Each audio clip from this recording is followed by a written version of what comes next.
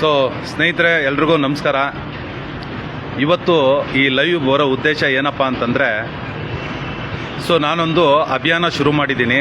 ಏನಪ್ಪ ಅಂತಂದರೆ, ಅದು ಎಲೆಕ್ಷನ್ ಟೈಮಲ್ಲಿ ಮಾತ್ರ ನಮ್ಮ ಪೊಲಿಟಿಷಿಯನ್ನು ನಮ್ಮ ಮನೆ ಹತ್ರ ಬಂದು ಓಟ್ ಕೇಳೋಕ್ಕೆ ಮಾತ್ರ ನಮ್ಮ ಮನೆ ಹತ್ರ ಬರ್ತಾರೆ. ಆದರೆ ಒಂದು ಕಾನೂನು ಬರಬೇಕು, 5 ವರ್ಷನೂ ಜನಗಳು ಹೇಳ್ದಂಗೆ ಕೆಲಸ ಮಾಡೋ ಅಂಥ ಒಂದು ಕಾನೂನು ಬರಬೇಕು. ಆ ಥರ ಜನಗಳು ಹೇಳ್ದಂಗೆ ಅವರು ಸರಿಯಾಗಿ ಕೆಲಸ ಮಾಡಲಿಲ್ಲ ಅಂದರೆ ಅವರು ರಾಜೀನಾಮೆ ಕೊಟ್ಟು ಮನೆಗೆ ಹೋಗಬೇಕು. ಸೊ ಈ ಥರದ್ದೊಂದು SOP ಮತ್ತು ಸ್ಟ್ಯಾಂಡರ್ಡ್ ಆಪರೇಟಿಂಗ್ ಪ್ರೊಸೀಜರ್ ಪ್ರಕಾರ ಕೆಲಸ ಮಾಡಬೇಕು. ಅಥವಾ ಆ ಥರ ಕೆಲಸ ಮಾಡಲಿಲ್ಲ ಅಂದರೆ ರೈಟ್ ಟು ರೀಕಾಲ್, ರಾಜೀನಾಮೆ ಕೊಟ್ಟು ಮನೆಗೆ ಹೋಗಬೇಕು. ಸೊ ಈ ಥರದ್ದೊಂದು ಕಾನೂನು ಬರಬೇಕು ಅಂತ ಹೇಳಿ ಪ್ರೈಮ್ ಮಿನಿಸ್ಟರ್ ಮತ್ತು ಪ್ರೆಸಿಡೆಂಟ್ಗೆ ಲೆಟರ್ ಬರಿತಾ ಇದ್ದೀವಿ. ಸೊ ನೀವೂ ಸಹ ನಿಮ್ಮೂರಲ್ಲಿ ಇದೇ ಥರನೇ ಒಂದು ಲೆಟ್ರು ಮಾಡಿ, ನೀವು ನಿಮ್ಮೂರಲ್ಲಿ ಎಲ್ಲ ಸಹಿ ಸಂಗ್ರಹ ಮಾಡಿ ನಿಮ್ಮ ಊರಿನ ಪರವಾಗಿ ನೀವು ಲೆಟ್ರ್ ಬರೀಬೇಕು ಅಂತಂದರೆ ಖಂಡಿತ ನನ್ನನ್ನು ಕಾಂಟ್ಯಾಕ್ಟ್ ಮಾಡಿ. ನನ್ನ ಹೆಸರು ನಾಗೇಶ್ ವಿ ಪ್ರಜಾಕಿಯ. ಸೊ ನಾನು ಇವಾಗ ಇಲ್ಲಿ ಡಿಸ್ಪ್ಲೇಯಲ್ಲಿನೂ ನನ್ನ ನಂಬರ್ ಹಾಕಿರ್ತೀನಿ, ಅಂದರೆ ಹೆಡ್ಲೈನಲ್ಲಿ ಹಾಕಿರ್ತೀನಿ ನನ್ನ ನಂಬರು. ನೀವು ಕಾಂಟ್ಯಾಕ್ಟ್ ಮಾಡಿ, ನಿಮಗೆ ವಾಟ್ಸಪ್ ಮೂಲಕ ನಾನು ಶೇರ್ ಮಾಡ್ತೀನಿ. ಸೊ ನೀವು ನಿಮ್ಮ ಊರುಗಳಲ್ಲಿ ಇದೇ ಥರ ಸಹಿ ಸಂಗ್ರಹ ಮಾಡಿ. ಏಕೆ ಅಂತಂದರೆ ಪ್ರತಿಯೊಂದು MLAಗಳು ಇವತ್ತು ಎಲೆಕ್ಷನ್ ಟೈಮಲ್ಲಿ ಮಾತ್ರ ಕಾಣಿಸ್ಕೋತಾರೆ, ಆಮೇಲೆ ಕಾಣಿಸ್ಕೊಳ್ಳೋದೇ ಇಲ್ಲ. ಈ ಥರ ಲೆಟ್ರನ್ನ ನಿಮ್ಮ ಊರಿಂದ ನೀವು ಪ್ರೈಮ್ ಮಿನಿಸ್ಟರ್ಗೆ ಒಂದು ಲೆಟ್ರ್ ಬರೀಬೇಕು. ಆ ಲೆಟ್ರ್ ಬರೆದಾಗ ಅವರು ಆ ಥರ ಕಾನೂನು ತರಬೇಕು ಅಂತೇಳಿ. ಇನ್ ಕೇಸ್ ಅವರು ಆ ಥರ ಕಾನೂನು ತರಲಿಲ್ಲ ಅಂದರೆ ನೆಕ್ಸ್ಟ್ ಎಲೆಕ್ಷನಲ್ಲಿ ನಾವು ಇದೇ ಥರ ಕೇಳೋಣ ಎಲ್ರೂ. ನೋಡಪ್ಪ, ನೀವು 5 ವರ್ಷನೂ ನಮ್ಮನ್ನು ಕೇಳಿ ಕೆಲಸ ಮಾಡ್ತೀರಾ, ಸ್ಟ್ಯಾಂಡರ್ಡ್ ಆಪರೇಟಿಂಗ್ ಪ್ರೊಸೀಜರ್ ಥರ ಕೆಲಸ ಮಾಡ್ತೀರಾ. ಈ ಥರ ಕೆಲಸ ಮಾಡಲಿಲ್ಲ ಅಂತಂದರೆ ನೀವು ರಾಜೀನಾಮೆ ಕೊಟ್ಟು ಮನೆಗೆ ಹೋಗಬೇಕು. ಈ ಥರ ಅಗ್ರಿಮೆಂಟು ಬರೆದು ಕೊಡಿ, ಆವಾಗ ನಿಮಗೆ ಓಟ್ ಹಾಕಿ ನಾವು ಕೆಲಸಕ್ಕೆ ಇಟ್ಕೋತೀವಿ ಅಂತ ನಾವೆಲ್ಲರೂ ಕೇಳಬೇಕು ಅಂತ ನನ್ನ ಒಂದು ಅಭಿಪ್ರಾಯನ ಹಂಚ್ಕೋತಾ ಇದ್ದೀನಿ. ಸೊ ಹಾಗಾಗಿ ನಾನು ಆಲ್ರೆಡಿ ಇದನ್ನು ಒಂದು 3-4 ದಿವಸದಿಂದ ಸ್ಟಾರ್ಟ್ ಮಾಡಿದ್ದೀನಿ.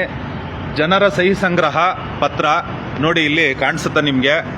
ಇದು ಸ್ಟ್ಯಾಂಡರ್ಡ್ ಆಪರೇಟಿಂಗ್ ಪ್ರೊಸೀಜರ್ ಮತ್ತು ರೈಟ್ ಟು ರೀಕಾಲ್ ಕಾನೂನು ಜಾರಿಗೆ ತರಬೇಕು ಅಂತೇಳಿ ಒಂದು ಸಿಂಪಲ್ ಆಗಿ 1 ಪೇಜು 2 ಪೇಜು ಮಾಡ್ಕೊಂಡಿದ್ದೀನಿ. ನಿಮಗೂ ಬೇಕಾದರೆ ವಾಟ್ಸಪ್ಪಲ್ಲಿ ಕಳಿಸ್ತೀನಿ.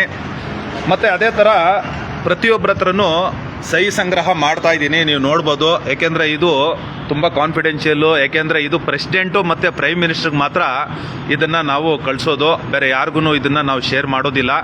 ಏಕೆಂದರೆ ಅದರಲ್ಲಿ ಎಷ್ಟೋ ಹೆಣ್ಮಕ್ಳದ್ದು, ಲೇಡೀಸ್ದು, ಎಷ್ಟೋ ಜನದ್ದು, ಸ್ಟೂಡೆಂಟ್ಸು ಮತ್ತು ಜನಗಳದ್ದು ಕಾಂಟ್ಯಾಕ್ಟ್ ಇರುತ್ತೆ. ಹಂಗಾಗಿ ಯಾರಿಗೂ ಶೇರ್ ಮಾಡಲ್ಲ. ನಾನು ಫೇಸ್ಬುಕ್ಕಲ್ಲೂ ಸಹ ಹಾಕೋದಿಲ್ಲ. ಬರೀ ಲೆಟ್ರ್ ಮಾತ್ರ ಒಂದು ಕಾಮೆಂಟ್ ಸೆಕ್ಷನಲ್ಲಿ ಹಾಕಿರ್ತೀನಿ, ಯಾವ ಥರ ನಮಗೆ ಬೇಕು ಅಂತ. 2 ಪೇಜ್ ಇದೆ, ಕನ್ನಡ ಮತ್ತು ಇಂಗ್ಲೀಷ್ ಎರಡರಲ್ಲೂ ಹಾಕಿರ್ತೀನಿ. ನಿಮ್ಮ ಊರಲ್ಲಿ ಇದೇ ಥರನೇ ಸಹಿ ಸಂಗ್ರಹ ಮಾಡಿ ನಿಮ್ಮ ಹೆಸರಲ್ಲಿ ಒಂದು ಲೆಟ್ರ್ ಬೇಕಾದ್ರೆ ನಾನು ನಿಮ್ಮ ಪರ್ಸ್ನಲ್ ವಾಟ್ಸಪ್ ನಂಬರ್ಗೆ ಬೇಕಾದ್ರೆ ಯಾವ ಥರ ಅಂತ ಲೆಟ್ರ್ ಡ್ರಾಪ್ ಮಾಡಿ ಕಳಿಸ್ತೀನಿ. ಅದನ್ನು ಪ್ರೈಮ್ ಮಿನಿಸ್ಟರ್ ಮತ್ತು ರಾಷ್ಟ್ರಪತಿಗಳಿಗೆ ಲೆಟ್ರ್ ಕಳಿಸ್ಬೇಕು. ಈ ಥರ ಕಾನೂನು ಬಂದರೆ ಮಾತ್ರ ನಮಗೆ ಒಳ್ಳೆ ವ್ಯವಸ್ಥೆ ಇರುತ್ತೆ, ಮತ್ತು ಒಳ್ಳೆ ರಸ್ತೆ ಇರುತ್ತೆ, ಒಳ್ಳೆ ಆಸ್ಪತ್ರೆ ಇರುತ್ತೆ, ಒಳ್ಳೆ ಸ್ಕೂಲ್ ಇರುತ್ತೆ. ನಮಗೆ ಏನು ಬೇಕೋ ಆ ಥರದ್ದು ಒಳ್ಳೆ ವ್ಯವಸ್ಥೆ ಮಾಡ್ಕೊಳ್ಳೋ ಅಂಥ ಅಧಿಕಾರ ಜನಗಳ ಕೈಲಿರುತ್ತೆ. ಇದು ಆರ್ಟಿಕಲ್ 19(1)(a). ಸೊ ಈ ಥರ ಇದರಲ್ಲಿ ಇದು ಕಾನೂನು ಹೇಳುತ್ತೆ ಅಂದರೆ ಸಂವಿಧಾನದಲ್ಲಿ, ಇಲ್ಲಿ ಪ್ರಜೆಗಳೇ ಪ್ರಭುಗಳು, ನಿಮಗೆ ಫುಲ್ ವಾಕ್ ಸ್ವಾತಂತ್ರ್ಯ ಇದೆ, ನಿಮಗೆ ಸ್ವತಂತ್ರ ಇದೆ, ನಿಮ್ಗೆ ಏನು ಬೇಕೋ ಅದನ್ನು ಮಾತಾಡೋದು, ನಿಮ್ಮನ್ನು ಏನು ಬೇಕೋ ಅದನ್ನು ಪಡ್ಕೊಳ್ಳೋಂಥ ಸ್ವತಂತ್ರ ಇದೆ ಅಂತ ಸಂವಿಧಾನದಲ್ಲೇ ಕಾನೂನೇ ಹೇಳುತ್ತೆ. ಹಂಗಾಗಿ ಇದನ್ನು ಸದುಪಯೋಗ ಪಡಿಸ್ಕೊಂಡು ನಾವೆಲ್ಲರೂ ನಮಗೆ ಒಳ್ಳೆ ವ್ಯವಸ್ಥೆನ ಮಾಡಿಕೊಂಡು ನಾವೆಲ್ಲರೂ ವಿಚಾರವಂತರಾಗಿ ಪ್ರಜ್ಞಾವಂತರಾಗಿ ನಮ್ಮ ಕೈಲಿ ಅಧಿಕಾರ ಇಟ್ಕೊಂಡು ನಮಗೆ ಬೇಕಾಗಿರೋದನ್ನು ಮಾಡಿಕೊಂಡು ನಾವೆಲ್ಲರೂ ಚೆನ್ನಾಗಿರೋಣ, ಎಲ್ಲ ಭಾರತೀಯರು ಅನ್ನೋದೇ ಇದ್ರ ಉದ್ದೇಶ. ಸೊ ಹಾಗಾಗಿ ಸ್ನೇಹಿತರೆ, ನನ್ನ ಕಾಂಟ್ಯಾಕ್ಟ್ ನಂಬರ್ ಹೆಡ್ಲೈನಲ್ಲಿ ಬರೆದಿರ್ತೀನಿ.